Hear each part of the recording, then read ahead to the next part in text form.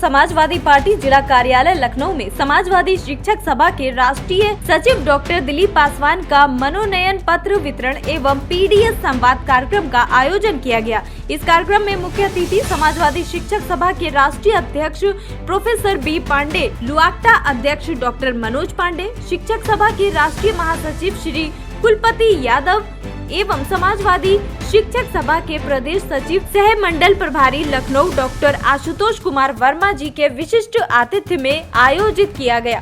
कार्यक्रम का संचालन प्रदेश सचिव डॉक्टर दिवाकर यादव जी द्वारा तथा आभार ज्ञापन डॉक्टर दिलीप पासवान द्वारा किया गया। इस अवसर पर जिले के अनेक कॉलेज के तमाम शिक्षक एवं बुद्धिजीवी उपस्थित रहे।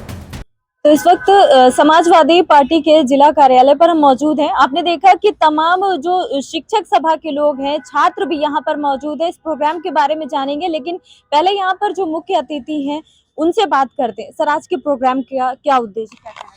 समाजवादी पार्टी के माननीय राष्ट्रीय अध्यक्ष अखिलेश यादव जी के दिशा निर्देश पर उत्तर प्रदेश के प्रत्येक जनपद में हमारा विचार गोष्ठी का कार्यक्रम इसलिए चल रहा है ताकि हम 26 में शिक्षक और स्नातक एमएलसी जीतें और 27 में पूर्ण बहुमत की सरकार बना करके माननीय राष्ट्रीय अध्यक्ष जी को मुख्यमंत्री के रूप में हम देखें। यही इसी कामना से हम पूरे उत्तर प्रदेश के प्रत्येक जनपद में जा रहे हैं और आज सौभाग्य रहा कि लखनऊ के जिला कार्यालय में हम उपस्थित हैं।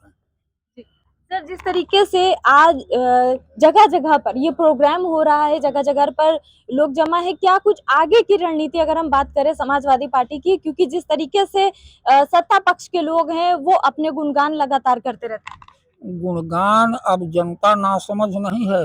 अब जनता गुणगान पर नहीं जाएगी, जनता काम पर जाएगी। जनता उनका हार न सुनने नहीं आई है। जनता अब काम का विवेचना करना जान गई है। अब शिक्षक जाग गया है, छात्र जाग गए हैं, यहाँ तक कि मजदूर और किसान भी जाग गए हैं। और सबको का रिजल्ट आपने देख भी लिया है। 2024 के चुनाव में 37 सीटें समाजवादी पार्टी जीती है और 6-7 सीटें ऐसी हैं जो 3000, 2000, 2500 के मार्जिन से हम हारे हैं। तो अब रुझान तो आपने देख लिया। अगर उसको विधानसभा वाइज हम कैलकुलेट करें तो करीब 250 सीटें विधानसभा की हम उसमें जीत चुके हैं और 27 में हम 250-300 जीतेंगे। निरंतर हम उत्तरोत्तर बढ़ रहे हैं।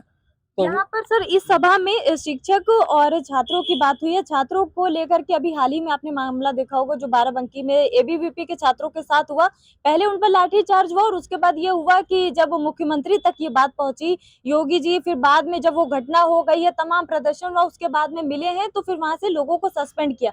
इस बात को आप कैसे देखते हैं कि जब ये चीजें हो जाती है उसके बाद किन किन पर लाठीचार्ज हो गया गिनती मत कराइए। अभी कल बरेली का देखा कि नहीं देखा आपने? एबीवीपी का देखा कि नहीं देखा? किसानों का पहले देखा कि नहीं देखा? तो ये सब गिनती गिनाने की आवश्यकता नहीं। एक लाइन में भारत का या उत्तर प्रदेश का शिक्षक, उत्तर प्रदेश का छात्र, यहाँ का अधिवक्ता, यहाँ का किसान सब जान गया है भाजपा की नीतियों को। यह डबल इंजन की सरकार, दोनों इंजन बैक कंप्रेसर में है और धुआं दे रहे हैं और सीटी बजा रहे हैं। जब सारी ताकत उनकी हार्न बजाने में जा रही है तो इंजन किस ताकत से चलेगा? वही हाल है उनका। कहीं कुछ हो नहीं रहा है। ऑन पेपर केवल बताने के लिए केवल एडवर्टीजमेंट हो रहा है, प्रचार हो रहा है, हार्न बज रहा है, सीटी बज रही है, काम कुछ नहीं हो रहा है। जैसे ट्रैक्टर बैक कंप्रेसर में हो जाए, खड़ा खड़ा रहे, धुआं दे और डीजल ज़्यादा खाए, मोबिल ज़्यादा खाए, चले ना। वही दोनों सरकारें हैं। अब आप इसका रिजल्ट 27 में देखिएगा। हम 300 सीटों से ज़्यादा जीत करके माननीय राष्ट्रीय अध्यक्ष अखिलेश यादव जी को मुख्यमंत्री के बनाने में यह प्रदेश कामयाब होगा। बहुत बहुत धन्यवाद। इसी को बंद है जिनको शिक्षक सभा की तरफ से नई जिम्मेदारी दी गई है, राष्ट्रीय सचिव के लिए उन्हें चुना गया है। आप देख सकते हैं उनका सम्मान क्या है। तमाम शिक्षक सभा के लोग यहाँ पर मौजूद हैं, छात्र भी मौजूद हैं। इनसे जानेंगे कि कैसा महसूस हो रहा है। सबसे पहले तो मैं धन्यवाद देना चाहता हूँ अपने समाजवादी पार्टी के राष्ट्रीय अध्यक्ष शिक्षक सभा, जिन्होंने हमें इस योग्य समझा कि हमें ये राष्ट्रीय सचिव का जिम्मेदारी दिया। मैं उनको धन्यवाद देना चाहूँगा और मैं अपने राष्ट्रीय अध्यक्ष श्री अखिलेश यादव जी को बहुत बहुत धन्यवाद देना चाहूँगा कि उनके निर्देश पे हमको राष्ट्रीय सचिव का पद मिला।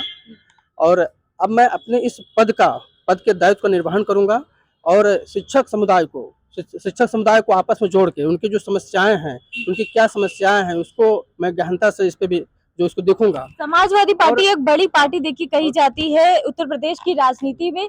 क्या लगता है जिस तरीके से अभी सिचुएशन लगातार नए नए मुद्दे निकल के सामने आ रहे हैं, उन पर क्या कहना चाहेंगे? मैडम, समाजवादी पार्टी 2027 में सरकार बनाएगी, ये कंफर्म है। पूरी प्रदेश की जनता इस सरकार से जो है आजी जा चुकी है। इसमें छात्र और शिक्षक सब परेशान है, किसान परेशान है। अभी देखिए जीएसटी का मुद्दा आया, उन्होंने इतने सालों तक जीएसटी के नाम पर लूट मचा रखा था, अब जाकर के वो छूट दे करके वो चुनावी फायदा लेना चाहते हैं। पूरी जनता समझ चुकी है, उनको 2027 में सफाया होना है और आदरणीय अखिलेश यादव जी 2027 मुख्यमंत्री बनेंगे। ये हम लोगों ने दृढ़ निश्चय कर लिया है, तन मन धन से हम लोगों ने 2027 में सरकार बनाएंगे। हमारे साथ डॉक्टर आशुतोष वर्मा जी मौजूद हैं, जो कि सचिव हैं, प्रदेश सचिव हैं। इनसे जानेंगे कि आज का ये जो पूरा कार्यक्रम है कैसा रहा, क्या कुछ उद्देश्य? आज का एक कार्यक्रम हमारे मित्र डॉक्टर दिलीप पासवान जी का राष्ट्रीय सचिव पद पर शिक्षक सभा में मनोनयन हुआ है। मनोनयन पत्र वितरण का कार्यक्रम था, जिसके मुख्य अतिथि थे हमारे समाजवादी शिक्षक सभा के राष्ट्रीय अध्यक्ष प्रोफेसर बी पांडे जी थे। अभी आपने प्रोफेसर बी पांडे जी के भी विचार को सुना है। उसी श्रृंखला में कहना चाहूँगा कि हमारे ऊर्जावान साथी पर जो भरोसा राष्ट्रीय कार्यकारिणी शिक्षक सभा ने व्यक्त किया है, उसको निश्चित तौर पर, क्योंकि मैं आज से नहीं 10 साल से इनकी ऊर्जा के बारे में वाकिफ हूँ और ये मानता हूँ कि ये शिक्षक और छात्रों की लड़ाई को लड़ेंगे, धरातल पर लड़ेंगे और 2026 के शिक्षक और स्नातक एमएलसी के चुनाव में जो भी समाजवादी पार्टी के द्वारा अधिकृत उम्मीदवार होंगे, उनको विजयश्री दिलाने में अपना यथोचित योगदान देंगे। और इसी के साथ ही साथ 2027 में विधानसभा के चुनाव में हमारे राष्ट्रीय अध्यक्ष माननीय अखिलेश यादव जी के हाथों को मजबूत करके उनको उत्तर प्रदेश के मुख्यमंत्री बनाने में अपना अतुल्य योगदान देंगे।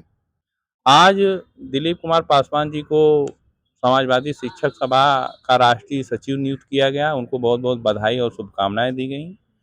आज जो है हमारे देश के शहीद आजम जिनको कहा जाता है सरदार भगत सिंह, उनका जयंती भी है और सवाल ये उठता है कि वो उनको माना जाता है कि वो वैज्ञानिक, उनकी जो विचारधारा थी वैज्ञानिक समाजवादी थी, उनको एक तरह से समाजवादी भी कहा जाता है। तो आज उनकी प्रासंगिकता क्या है? आज प्रासंगिकता उनकी यह है कि सरदार भगत सिंह केवल क्रांतिकारी और स्वतंत्रता सेनानी नहीं थे, बल्कि वे विचार के स्तर पर वैज्ञानिक समाजवादी और समतामूलक समाज के प्रबल समर्थक भी थे। उनका मानना था कि जो समाज में असमानता, शोषण, गरीबी, मजदूरी और जो तरह तरह की रूढ़िवादिता है, जातिवाद है, पूंजीवाद है, ये कैसे समाप्त होगा। तो उनका एक संगठन था हिंदुस्तान रिपब्लिक एसोसिएशन। बाद में इन्होंने उसमें हिंदुस्तान सोशलिस्ट रिपब्लिकन एसोसिएशन नाम रखा था। उनका ये मानना था कि क्रांति या सत्ता परिवर्तन, केवल क्रांति का मतलब केवल सत्ता परिवर्तन नहीं है। यह सत्ता परिवर्तन तब होगा जो समाज में असमानता है, बेरोजगारी है, जो शोषण हो रहा है, ठीक है, और जो अत्याचार हो रहे हैं, पूंजीवाद है, जातिवाद है, इसको कैसे समाप्त किया जाए।